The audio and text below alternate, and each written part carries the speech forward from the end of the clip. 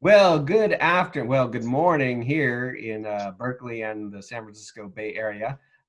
This is Dan Zevin. I'm from UC Berkeley Space Sciences Laboratory and the Stardust at Home program. And with us, as always, is one of our many volunteers, Mike Capraro. Hey, Mike, how are you doing?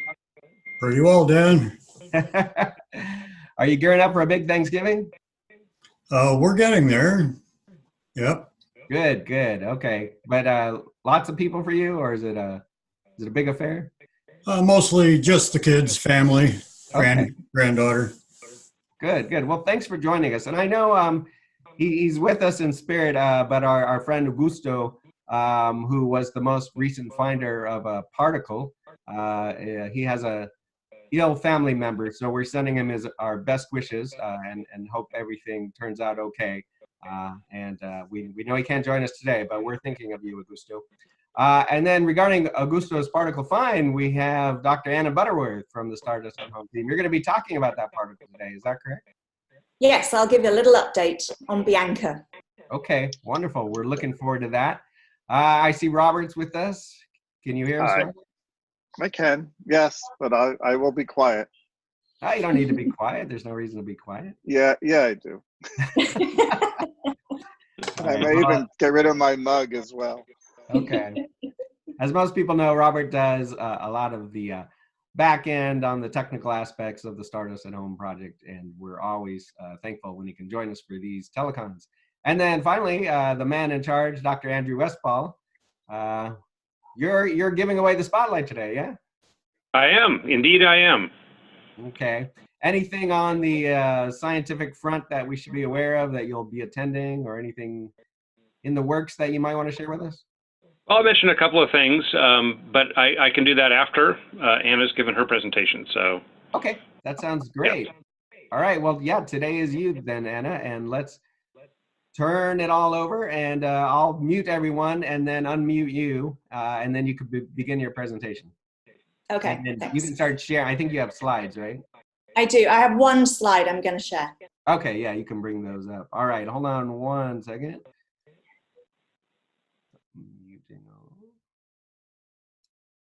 All right. You should be unmuted now, Anna. No, you're not. Hold on. Okay, now you are. Okay, wonderful. Thanks, Dan. So I'm going to give you just a quick update of what we've been looking for with our latest candidate, track 47, called Bianca. And what we've done is we took this out of after it was found in Stardust at Home, and then we extracted it from the aerogel collector into one of our Pico keystones. Mounted that up in a new special holder that we've redesigned our holders as we've transitioned to a new synchrotron beamline now, and then headed over to that new beamline, which is called Cosmic, which is very fitting for us. So this is STXM, so this is scanning, transmission, X-ray microscopy, which allows us to do X-ray analysis at very fine spatial resolution. And so this is what we've done. So now on this slide, I'm just giving you a quick update of what we've actually done. On the left is a particle that we know and well, that's Heilbrook, track 34, which was mainly magnesium with a little bit of iron and some aluminium. And the scale bar there is 1 micron.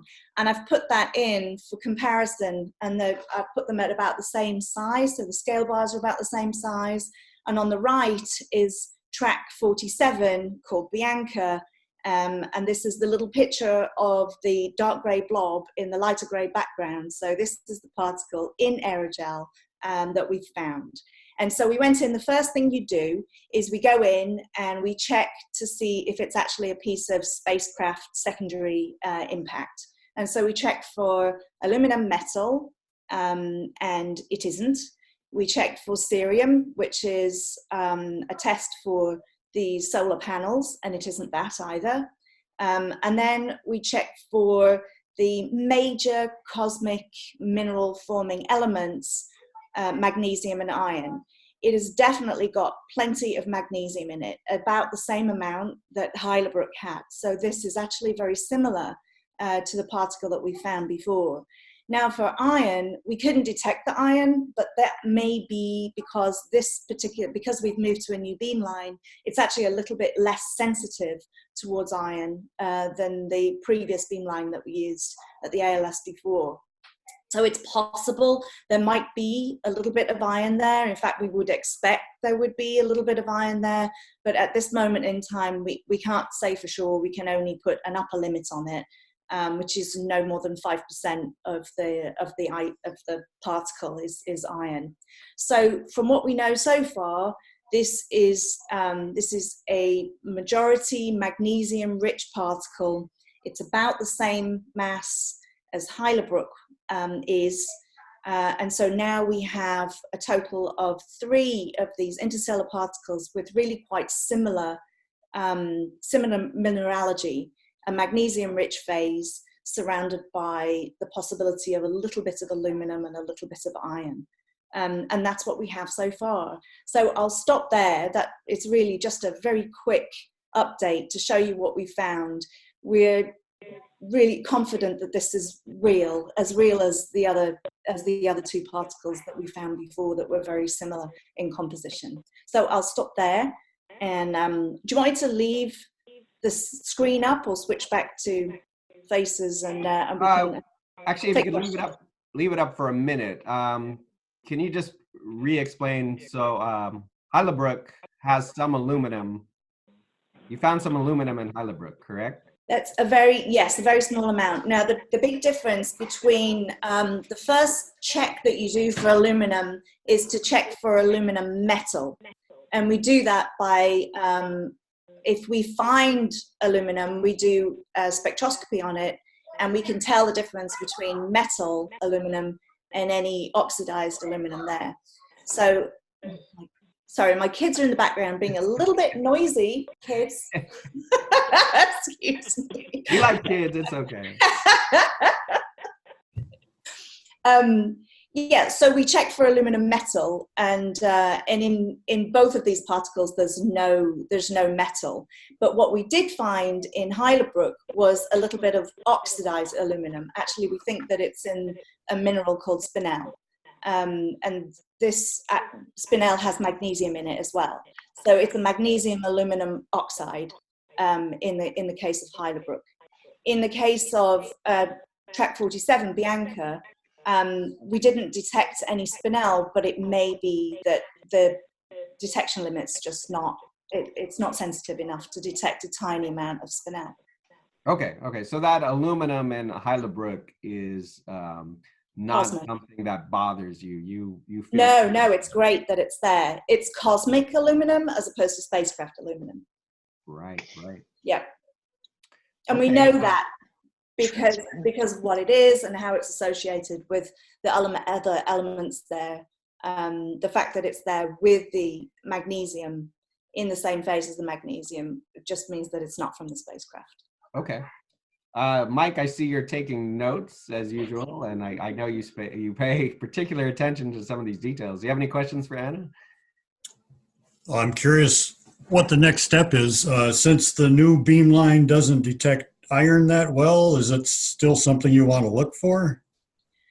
We would still like to tell if there's iron, as one of our most important focuses for this is to compare the iron that we've collected to see if it's similar to the iron detected by astronomers. So we would really like to do that. It's sometimes the samples just allow you to make measurements, and sometimes they just don't. In the case of Heilbrook, it was incredibly difficult to make an iron measurement because the aerogel itself was really dense. And so we could tell that it was there, but we couldn't tell what it was. So sometimes it's just frustrating. So we do the best job, most we can, that the sample allows us to do. And we just push forward very carefully. The end goal at the end of all of these experiments is to try and do isotopes of oxygen. Very good. Yeah. I'd just like to add a comment, which is that this is a common thing that happens. At least I feel this way. That you present a result, maybe at a conference or maybe in a forum like this, and you're having because you have limited time, and because it would, for people who are listening, it might be a little bit boring, but it's frustrating because you're having to skip over this enormous amount of work that goes into this effort, and the dusters know about this, how much, viscerally, how much work goes into just the identification. But then the next steps are, tremendous amount of work in sort of false starts with tracks, tracks that we've analyzed that turned out not to be, they turned out to be spacecraft material or something, and so we're not reporting those. But then, having to develop new holders and having to learn how to use the new beamline, and all of those things. It's just I just wanted to acknowledge how much work goes into this. But this is tremendous. That there are. This is in some sense the 8th particle that we've identified that we think is interstellar. But as Anna said, this is only the 3rd one that's big.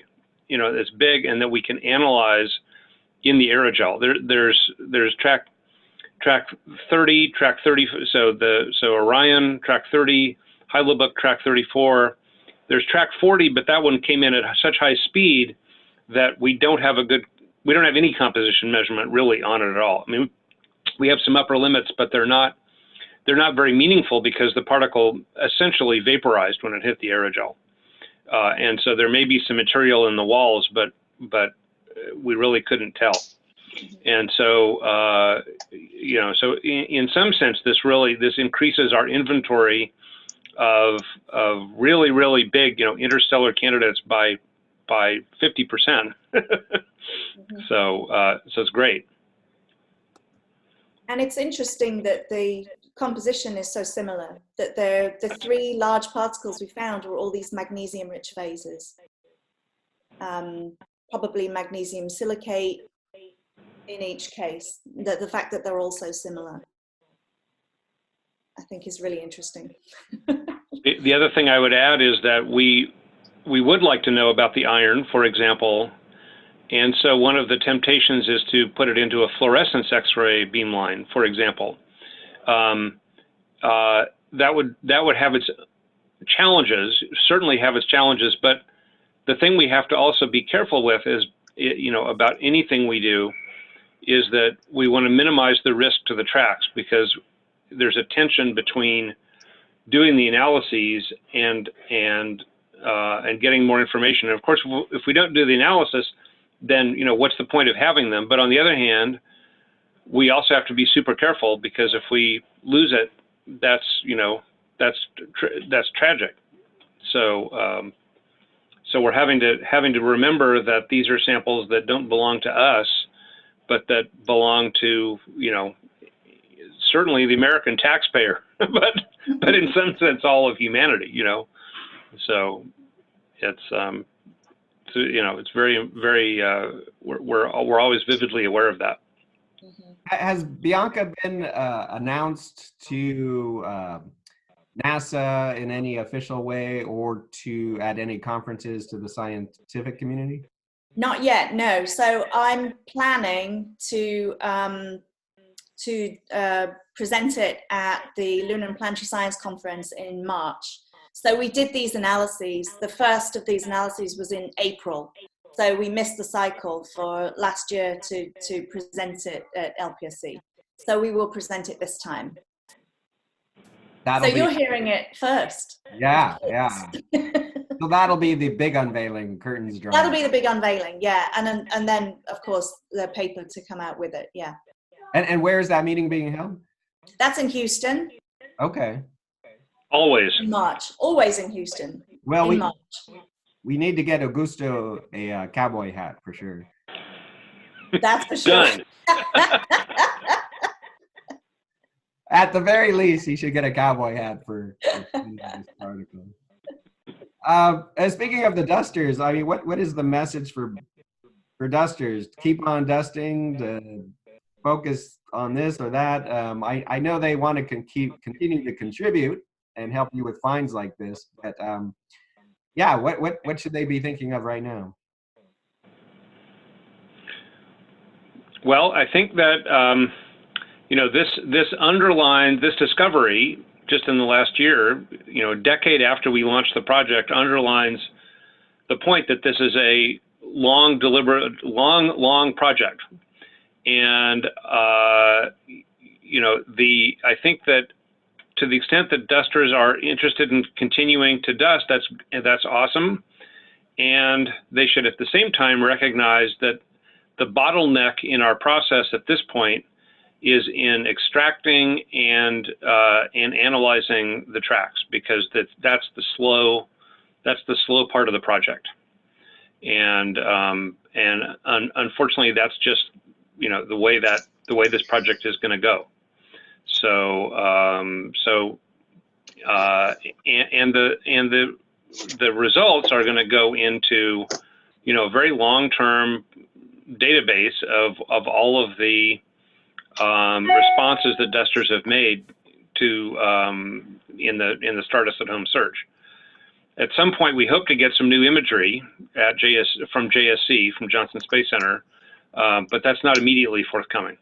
So I think that's where we are. We also will be probably on a shorter term be getting some more imagery, SEM imagery of foils, but that's also not immediate. So that's really where we are. Okay. Anything to add, Anna? Yeah, just to reiterate, the way that we get these samples to actually analyze from JSC, we go through a process where we have to actually apply to get samples, and we give them our top 5 candidates from the alpha list. That goes through an approval process from a committee that we are competent enough to analyze the samples, and then that goes forward to the committee, and then they extract the 5 candidates for us. The last time we did this, it took a long time. They had to train up a new person to get those 5 samples out, and so all in that entire process was like 18 months long just to get the samples. And then you have to get the synchrotron time, which is scheduled in 6-month cycles. So just to give you a feel for how this works, you can't just dip in, get the sample, and then analyze it. It's a long process of approvals, because these samples are so rare, so precious. Everybody has to check that everybody knows what they're doing. And so to actually get this thing into the beamline at the synchrotron was quite an achievement. And we analyzed 5, and this is the best one. This one is really exciting find. Hooray for Bianca. Yeah, that's fantastic. And I can't wait till you do the big unveil. Mm-hmm. Well, we always appreciate the great work of our dusters, and they certainly have accomplished an amazing body of work, and the results are coming forth, bubbling up. Yeah. Mike, yeah, fantastic. Anything to add, or any last questions for the team? The current crop of images for the foils, are they pretty well picked over, or should we still be looking at those? That's a good question. What we should do in the next telecon is to do a statistics update, I think, on the search frequency of the foils. I don't know offhand. Do you, Anna?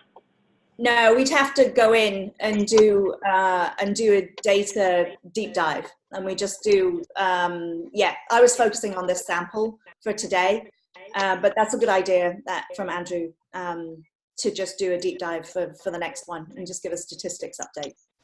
Yep. Yeah, I think that would clear up some lingering questions as well, or just some of the wondering. Yeah, I mean, so what we do is we dive into the database and just and take a snapshot and run some stats and see where we are. We don't have anything automated for that. Well, I mean, I have code and everything, but it's not like we don't just have it running every day. So it requires actually going in and taking a look. Gotcha. All right. Well, Andrew, I think you said you had some final words as well. Or sorry. Oh, I think I've pretty much covered it. I guess I would say this is I guess an update that's sort of what's happening in our lab, at least on Stardust and Genesis, that we're working on a new cometary track that is really amazing. It's full of giant particles, and so we're in the process of extracting those from the aerogel. Well, that already extracted, but now we're doing wafering on our microsurgery table, getting those samples to the point where we can microtome them and put them in the TEM, and then do isotopic analyses. And the other thing that we're working on is trying to get some Genesis samples. Genesis was a sister mission to Stardust that collected samples of the solar wind. And we've been working for a number of years with Gary Huss and colleagues. Sorry about that.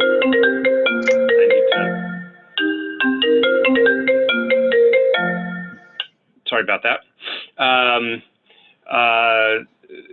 We've been doing that. We've been working on these samples for a number of years to try to make a couple of critical measurements of the magnesium isotopic composition of the solar wind, and also of particular elements that have not yet been measured.